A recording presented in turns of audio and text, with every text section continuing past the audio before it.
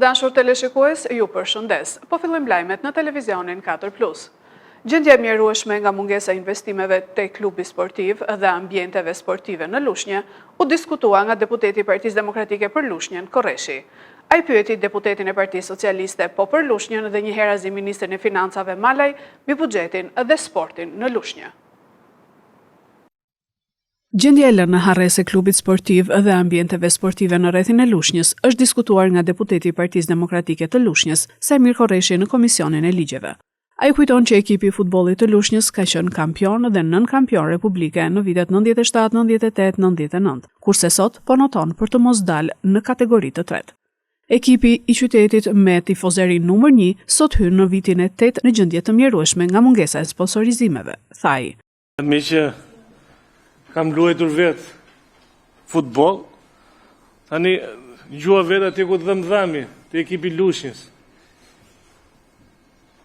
Po mi e gjithë të qytetet tjera, shikoj këta kryetarët e bashkive unë, edhe deputetët e zonave tjera gëzojnë brorasin, po bëjnë stadiume. Vetëm Lushnja nuk e preket jo?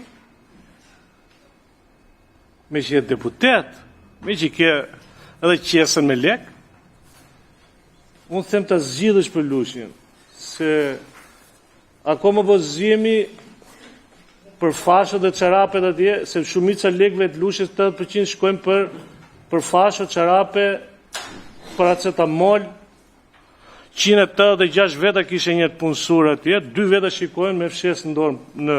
Për kjo është shah, e kupton dhe këtu lajmi gjithë. Problematika është, ambiente sportive Lushnja nuk ka.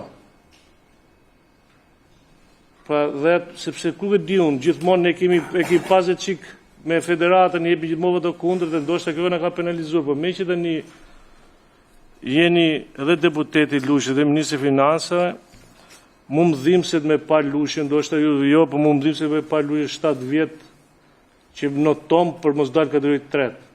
Ndërkohë, po të them që ne në 97, 98, 99, para 3-1 kemi qenë kampion republike. Kampion dhe nën kampion republike me 3-3. Por Lushnja kur më parë nuk rritet deri 2 vjet jashtë elitave. Sot ne kemi 7, po hym për 8-in, fillojmë fillim viti atje, e lëm 3-4 muaj bari që duket jeshil, pastaj atje është si fush patatesh. Korreshi i kërkon sponsorizime për ambiente sportive ministrit të Financave Petrit Malaj, që është dhe deputeti i Partisë Socialiste për rrethin e Lushnjës, duke përshkruar edhe realitetin e jetës së varfër kulturore në qytet dhe rëndësinë që kanë sportet për qytetarët.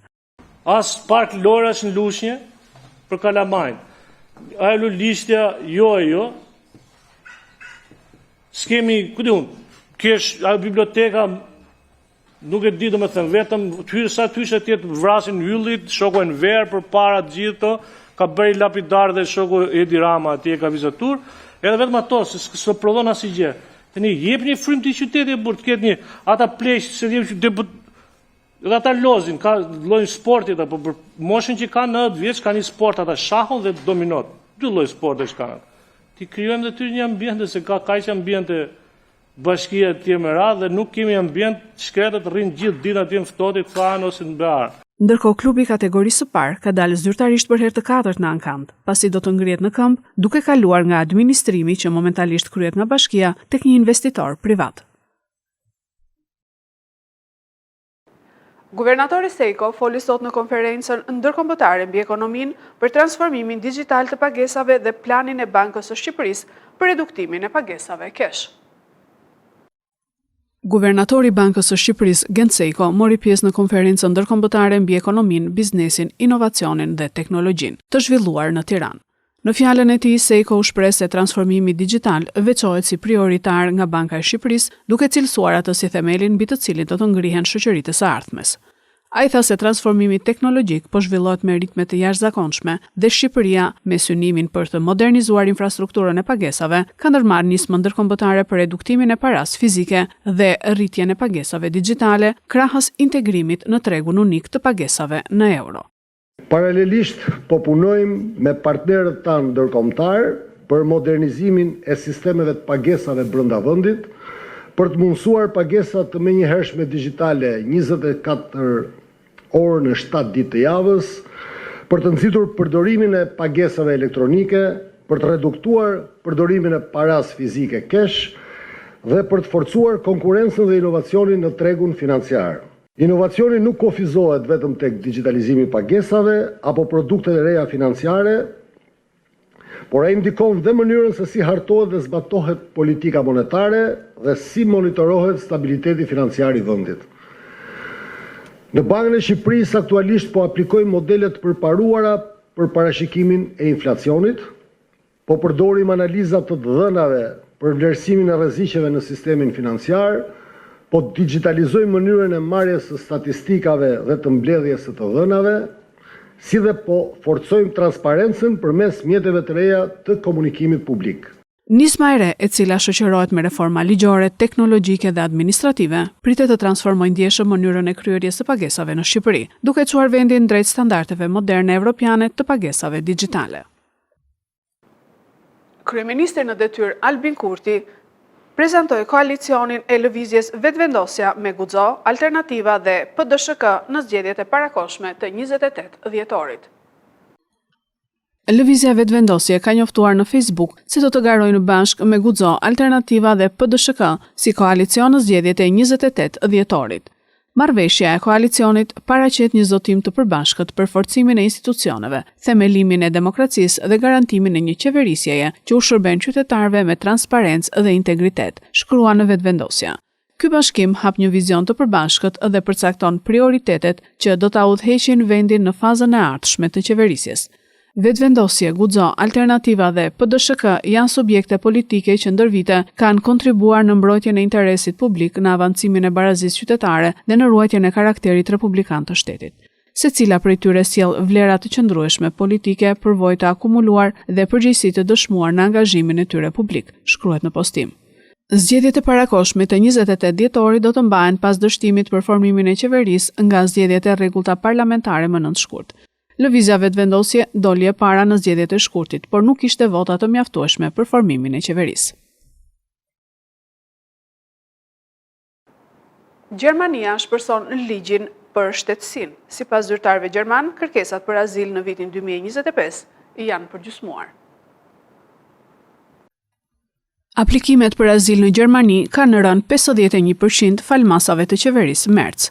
Deutsche Welle, bazuar te konfirmimi i Zyrës Federale për Migrimin dhe Refugjatët, pohon këtë fakt. Gjithashtu edhe komentatorë të gazetave konservatore gjermane shkruajnë se kthesa në politikën e azilit u krye.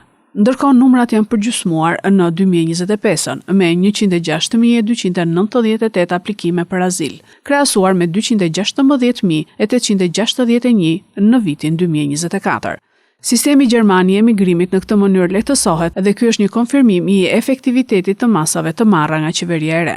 Që kur erdhi në pushtet 7 muaj më parë, qeveria Merz dërgoi sinjale në disa fusha njëkohësisht, me kontrollet kufitare, me sprapsimet në kufi dhe me ruajtjen e një toni të ashpër ndaj emigracionit të palishëm në diskursin publik. Koalicioni aktual qeveritar zbatoi masa më të rrepta për mbrojtjen e kufirit. Ministri i Brendshëm Dobrindt dërgoi në kufi forca të shumta shtesë të policisë federale dhe këmbguli që ato të qëndrojnë atje me gjithë kritikat. Dhe shumica azilkërkuesve ilegal vijnë pikërisht nga kufiri toksor me shtete të sigurta fqinje me Gjermaninë. Berlini garanton se do të vazhdojë të ofrojë mbrojtje për azilkërkues që rrezekohen, por vitet e fundit ka pasur një shifër të lartë shpërdorimi. Është e vërtetë që Gjermania ka nevojë për të huajë si fuqi punëtore, por kryesisht për fuqi punëtore të kualifikuar, jo për emigrim ilegal. Derisa të arrihet një lidhje vërtetë e dëshirueshme e shtetasve të rinj me Gjermaninë, partitë konservatore CDU, CSU dhe socialdemokratët e SPD-s duan të ashpërsojnë më tej ligjin e shtetësisë. Shorti për Kupën e Botës 2026 u hodh në Washington për fazën finale të turneut që zhvillohet në vitin e ardhshëm në Amerikë, Kanada dhe Meksik. Shqipëria dhe Kosova mësojnë kundërshtarët e mundshëm. Në Kennedy Center në Washington të Amerikës u hodh dje shorti i Kupës së Botës 2026 për fazën e grupeve e cila do të luhet nga 11 qershori deri më 19 korrik 2026 në Shtetet e Bashkuara, Meksik dhe Kanada. Shqipëria është vendosur në grupin F në rast kualifikimi në fazën finale të turneut, ndërsa Kosova në grupin D të saj, ku është edhe Amerika pritse. Ndryshe nga Japonia dhe Tunizia, dy ekipe që kombëtarja Kuqezi nuk i ka përballur kurrë, Holanda është një kundërshtare me të cilën Shqipëria është përballur 4 herë dhe në të katërta përballjet është mposhtur. Por përpara se Shqipëria të shkojë në botëror, do të ketë 2 pengesa të tjera për të kaluar. Polonia më 26 mars dhe në rast triumfi, fituesin e Ukrainë-Suedi më 31 mars. Presidenti Duka thotë se ëndra jon është të jemi pjesë e botërorit pavarësisht rrugës së vështirë që kemi para. Organizimi i shortit fakt ishte fantastik. Vetëm futbolli mundoi që të bashkojë kaq shumë njerëz bashkë, një sport të rëndësishëm për etikës, një sport shumë të rëndësishëm të botës futbollit patjetër, por edhe të sporteve të tjera. Ne jemi shumë për që jemi pjesë e këtij eventi të rëndësishëm, sot ishte dita e parë pra organizimi i shortit.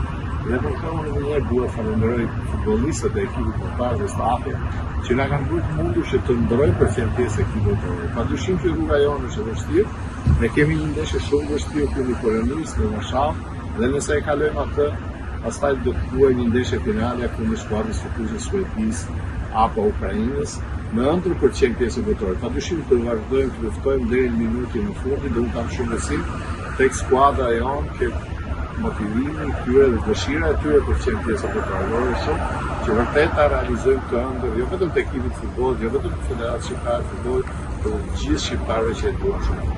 Ndërkohë ka grupe të cilat do të dhurojnë sfida shumë të forta, pasi Brazili dhe Maroku ndeshen që në start në grupin C. Në grupin I është Franca e Mbappé dhe Norvegjia e Haaland përkrah Senegalit, apo edhe grupi L, ku Anglia rreshtohet përkrah Kroacisë, Ganës dhe Panamas.